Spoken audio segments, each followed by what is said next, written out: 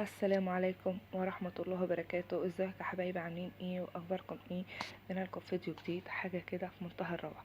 هنعمل القرص الطرية. القرص الطرية بمكونات سهلة جدا وسريعة جدا وحاجة كده في منتهى الروعة. دي صراحة عملتها على روح ابويا وخدتها معايا القرافة. متنسوش بقى الصلاة على الحبيب قلبك كتير. اللهم صل وسلم وبارك على سيدنا محمد وعلى اله وصحبه اجمعين. يا حبيبي يا رسول الله.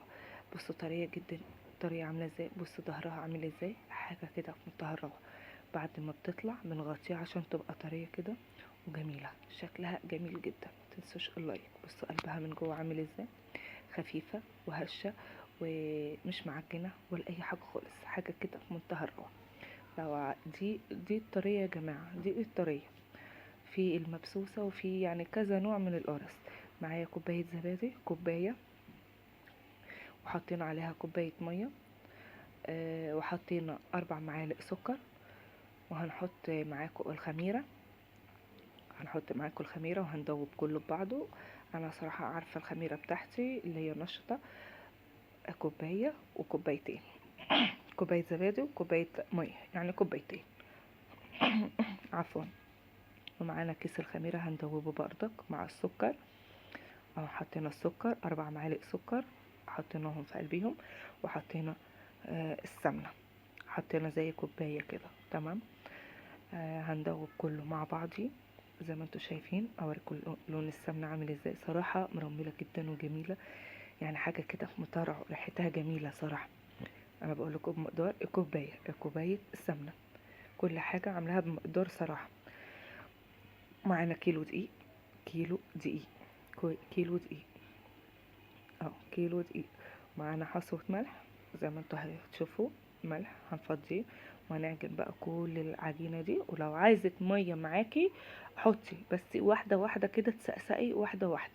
تمام، يعني واحدة واحدة. انت كده بتدوبي اهو، وبتعملي هتعجني بقى كل ده، وطلعي بقى غلك بقى في العجين اهو.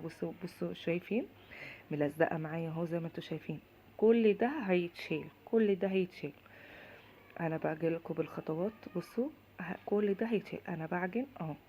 بصوا ايديا فك كتير اهو. بصوا ما فيش عجينه خالص ولا اي حاجه خالص. بصوا اعجنوا لغايه لما ملمس العجينه معاكوا يطلع، يمط كده معاكي كده، ويبقى شكله خفيف، يعني شكله كده ناعمه وملمسها كده حلو. بصوا اهو، انا بعجن بايدي التانية، مفيش اي تلزيق ولا اي حاجه خالص اهو، مفيش. بصوا، بصوا المسامات بتاعه العجينه تحفه. هنسيبها بقى نلفها، وهنسيبها بقى تخمر، يعني على حسب بقى في الشتاء، على حسب بقى. عاوزة على طول تسرعي الخميرة ان تبقى على طول، جيبي مية حطيها تحتيها وغطيها، وهتلاقي اللهم صل على النبي، هتلاقي القرص يعني العجينة خمرت على طول في ثانية. تمام. بصوا ايه العجينة عاملة ازاي، عجينة تحفة. تاني حاجة بقى يا جماعة، في القرص احنا هنقرص، هنحط في الصاج.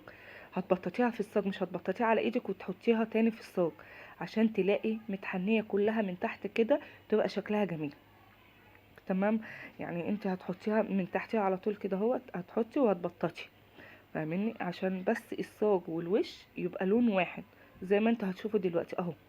بصوا هوريكم بردك ظهرها يبقى عامل ازاي. بصوا ظهرها دي اللي انا بقول لكم عليها يا جماعه، يعني تحطوا يعني تقرصوها وتحطوها وتبططوا بيها، هتلاقوا العجينه ماشيه معاكم حلاوه، مش هتلاقيها بقى من مفوغه من جوه كده اهوت، بيضه زي من الظهر كده، بيضه ولا حاجه، هي كانت سخنه. غطيناها وسبناها تهدى خالص. وبصوا اهي شايفينها عامله ازاي. بعد ما خلصنا بقى الكميه بتاعتنا، كيلو دقيق عمل كميه حلوه جدا.